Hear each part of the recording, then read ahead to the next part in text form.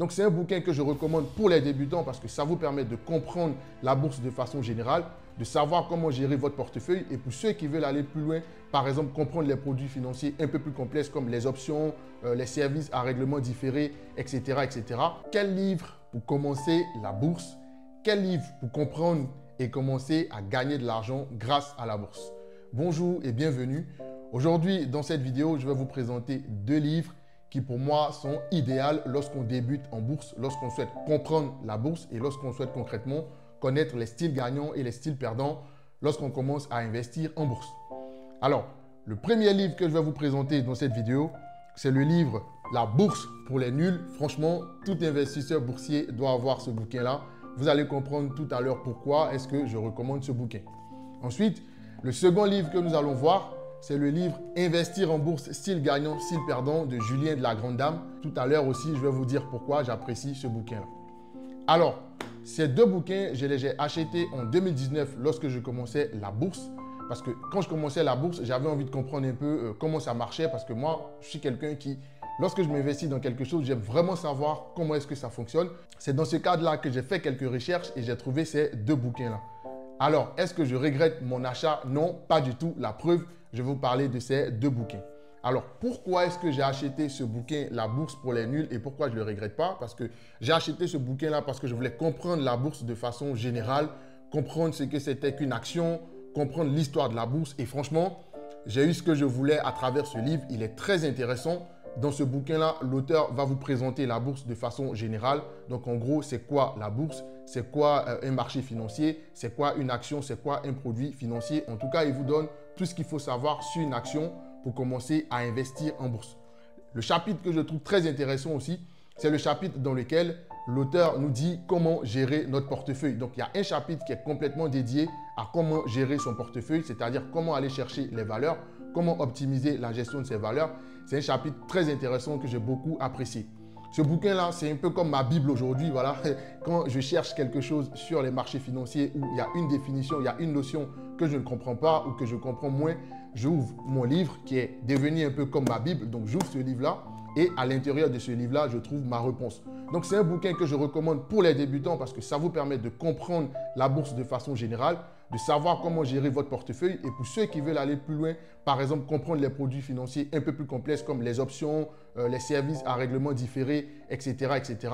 Après, ce qu'il faut savoir, c'est que ce n'est pas un bouquin qu'on va lire comme un livre. Donc, c'est un bouquin, il y a plusieurs chapitres. Donc, en fait, ça va dépendre de si aujourd'hui, vous avez envie de revoir un peu comment gérer votre portefeuille parce que vous avez perdu quelques notions. Vous prenez le livre, vous vous rendez au chapitre « Comment gérer mon portefeuille ?» Vous allez commencer à lire et puis tout de suite, vous allez comprendre de quoi il s'agit. Les chapitres, donc dans ce livre, vous allez découvrir le fonctionnement de la bourse, les acteurs principaux des places financières et des marchés, les mouvements de la bourse et leurs explications, la bonne gestion de votre portefeuille, les outils d'aide à la décision, les nouvelles formes d'investissement, les règles fiscales des valeurs mobilières. C'est un chapitre très important parce que lorsque vous investissez en bourse, les règles fiscales vont vous permettre d'optimiser vos gains et donc c'est important de les connaître. Donc ça, c'est le premier bouquin que je vous recommande si vous souhaitez démarrer en bourse, si vous souhaitez réussir vos débuts en bourse et surtout comprendre ce dans quoi vous investissez. Le deuxième bouquin dont j'ai envie de vous parler aujourd'hui, c'est celui-là, Style gagnant, style perdant de Julien de la Grande Dame. Franchement, ce livre, il m'a bluffé. Je l'avais déjà lu en 2019, mais j'ai recommencé à le lire depuis 2 mois. Et franchement, j'ai mieux compris certaines choses parce qu'en 2019, j'étais débutant, mais là, j'ai mieux compris certaines choses. En gros, dans ce livre-là, tout de suite, dans la première partie, l'auteur va vous donner les deux styles, les styles gagnants et les styles perdants. Donc, tout de suite, quand vous lisez ce livre-là, lorsque vous terminez les 2 premiers chapitres, vous savez quel style je dois adopter si je veux gagner.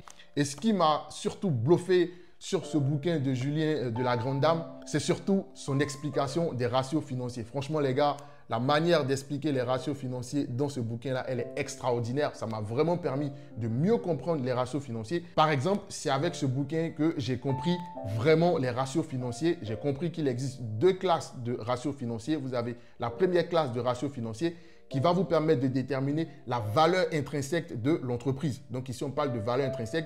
Ce sont les ratios financiers pour lesquels, par exemple, on aura au dénominateur les actifs, les capitaux propres, etc. Et là où on a la deuxième classe de ratios financiers, ce sont des ratios dans lesquels on va généralement utiliser la capitalisation boursière pour essayer de voir si le prix que je paye par rapport au prix affiché actuellement de l'action, est-ce qu'il est correct? Alors que la deuxième famille, qui est la famille qui nous permet d'identifier la valeur intrinsèque, elle va nous permettre de savoir est-ce que l'entreprise que j'achète, elle est de qualité.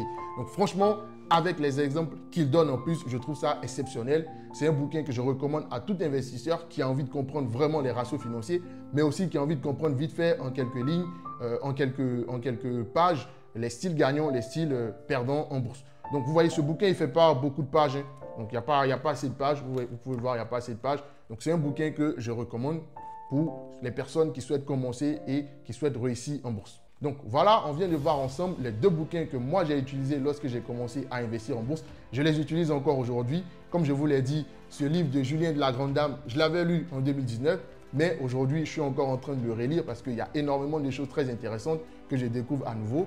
Et puis comme je vous l'ai dit, le bouquin ici de La bourse pour les nuls, c'est ma Bible. Chaque fois que j'ai besoin de me refaire une notion, chaque fois que j'ai besoin de revoir une définition, c'est dans ce bouquin que je vais regarder. Donc, vous connaissez désormais les deux bouquins que j'ai utilisés lorsque j'ai commencé à investir en bourse. Dites-moi dans les commentaires si vous connaissez d'autres bouquins qui vous ont aidé à mieux comprendre la bourse. Et puis, si vous aimez cette vidéo, n'hésitez pas à la liker et à la partager à vos proches. Je vous donne rendez-vous la semaine prochaine pour une nouvelle vidéo. Je vous remercie d'avoir regardé cette vidéo. D'ici là, prenez soin de vous et surtout, no need to rush. Ciao!